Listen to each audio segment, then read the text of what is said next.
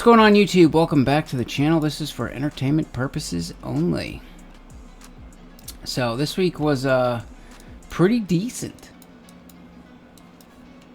You know, if I had played my cards a little bit better, I could have made more. But this worked out really well, you know, the way we planned this. You know, first off we had a break in structure. Right? So we had that. And I waited for the retest at 0.66000. Slightly front ran my order. I got filled.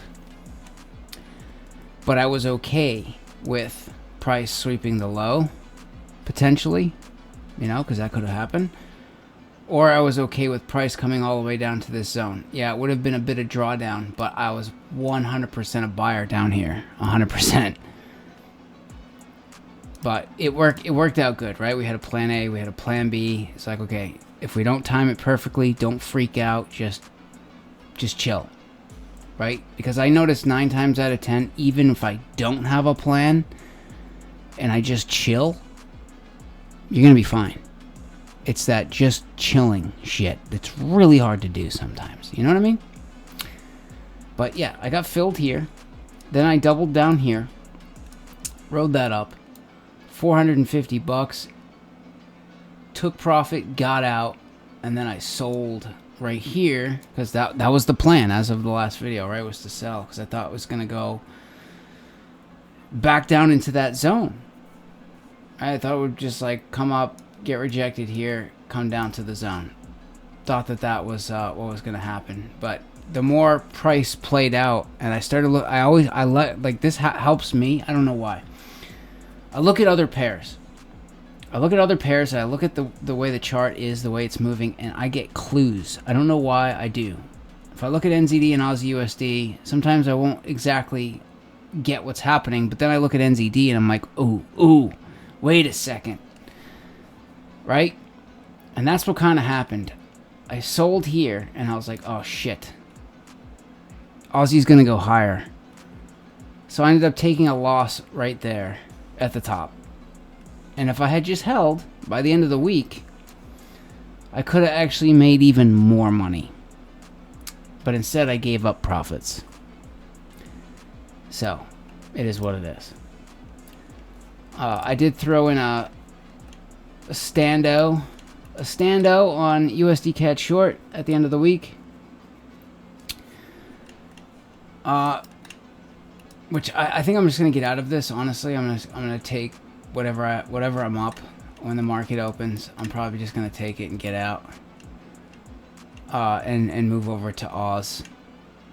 But this is what I think is coming, and this is just based off of looking at NZD, Aussie, and USD CAD. These 3 pairs. This is how I came up with this. Because you see the way price moves. It's like up, down, all around, and there's a reason and a rhyme behind it. But if you look at NZD, we have some wickage already here. It looks like this could be a potential like expansion forming here. Right? So not to say that this won't come up a little bit, then come back down, and then go up. Right? On a smaller time frame. But I think what is coming without all the little jig-jags and stuff in the middle, I think price from where we are, roughly speaking, somewhere here, price goes up to this trend line, maybe takes these highs, maybe doesn't, and then it comes back down and it sweeps the lows. Because if you notice, NZD is still extremely close to these lows back here. Aussie is not. Aussie has departed and moved away. But it does look like NZD is close enough that we could sweep these suckers. And that's what I'm going for. And this could be potentially a great long-term hold as well. If this is the actual trend change, right? Because if you look, let's zoom way out. Yeah, the trend is down, but it doesn't mean we won't have bullish trends. Like this is like a couple of years of bullish, right? So we had COVID low, bounce, came up, made a lower high, yes. But then we came down and made a higher low. A higher low. And we've bounced. And this high here did take out one of these previous highs. So we have a bullish swing break. And now price is coming back down correctively and slow. Almost like a bull flag, but very messy looking. So if we break out from this trend line, bigger picture, get above this 200-day moving average, dude, we could be in for, like I say, a bigger picture move all the way up, even if it makes a lower high, right? Maybe it comes up to like there and then it starts heading back down. But we could be in for a few years of bullish first before it flips back to its bigger picture trend. And if we can get in here at the ground floor, well, I mean, we already kind of missed that, but this seems like a perfect spot, because if we can get price to sweep these lows and then start going, we're going to be underneath the trend line, right? Bigger picture, like much bigger picture trend line here. It's at least a year old. At least. We've had a couple of false breaks, but if we can actually sustain and get above it and really do some structure damage, well, now our position is insulated by this trend line, right? That's great. That's a beautiful thing. It just makes it easier for you to hold. But this could be one of those trades that we could hold that I've been looking for, but it's very, very tricky sometimes to figure out when is the right time to hold a trade long term. And this could be it. So I'm gonna reserve half of my my account. Half of my account, I'm gonna leave it right here. I put it right touching all of the wicks. That way, no matter what, even if it just barely sweeps this first wick, I'm gonna get filled. And the drawdown from here to, like, even to here is only like 75 bucks. So I'm not too concerned. Even if we get to here, it's like 100. So I've got room here. But I'm looking for NZD to go up, then down, and then start heading up. I don't know if that's all going to happen this week, or if it takes 2 weeks to play out. I don't know. But this is what I'm looking for. And what would that look like on USD CAD, right? It would be the opposite. It would go down. Oh, son of a bitch, touch the trend line. Then go up. Oh, son of a bitch. Maybe complete this. And then move down. Possibly. That could be what's happening there. And then we go to Aussie and go, okay, well, if NZD goes up, then down, then up, what is that going to look like here? Well, this looks like we're getting a little pullback correction here. This will probably head up. Probably get rejected somewhere between, I would say, here, you know what? Let's make a zone. Let's make a zone. Let's update the zones here. So, and I need to make this a little bit smaller. Yeah. Beautiful. I would say, yeah, right there. That's the sell zone. That is now the sell zone right there. And the buy zone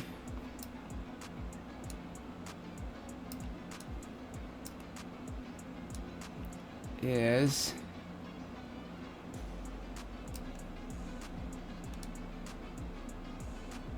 yeah, I'd say right there. Yeah, look at all these taps there. Yeah, it was resistance. Yes. Absolutely. Absolutely. So, Aussie USD, and don't be surprised if this comes up. You know, let me zoom in. Like if you buy here, a market comes up, gets rejected here, comes down, you know, makes a lower low or deeper into this zone or something, and then starts heading up. Like, just be prepared for that. But I would say I'm going to be looking for a buy here. I'll probably take profit right at 0.67000. Try to get out before we get up here. And then I'll be looking for a sell like right above this high or right in this zone to then come back down. But see, here's the thing, right?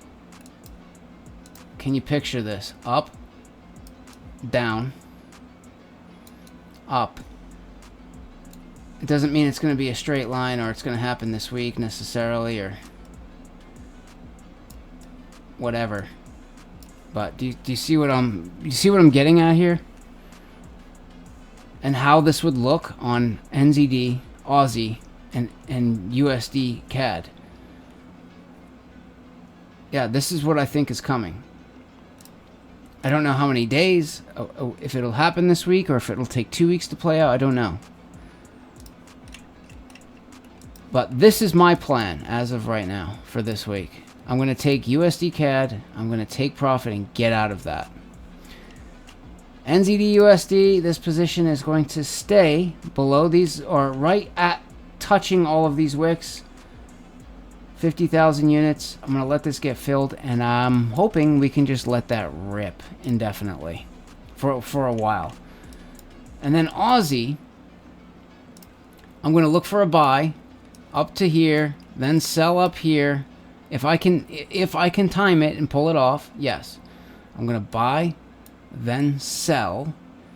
And then as soon as NZD USD gets filled on the buy position, I'm going to see where is Aussie USD at that time. Because I don't know if Aussie's good. Like, how far is it going to come down? Here, here, here. Like, who knows where it's going to be. But I would say probably something like this, right? It comes down to like here somewhere. Yeah.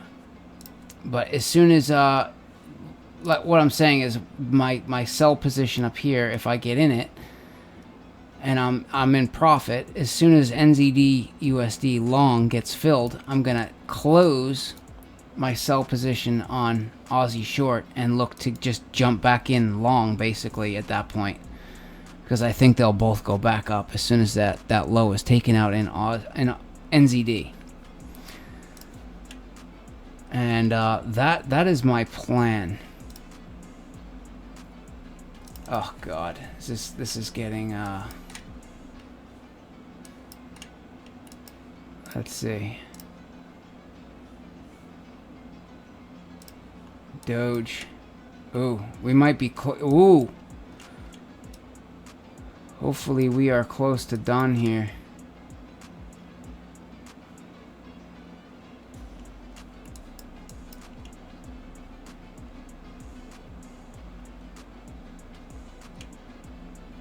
Yeah, I think I'm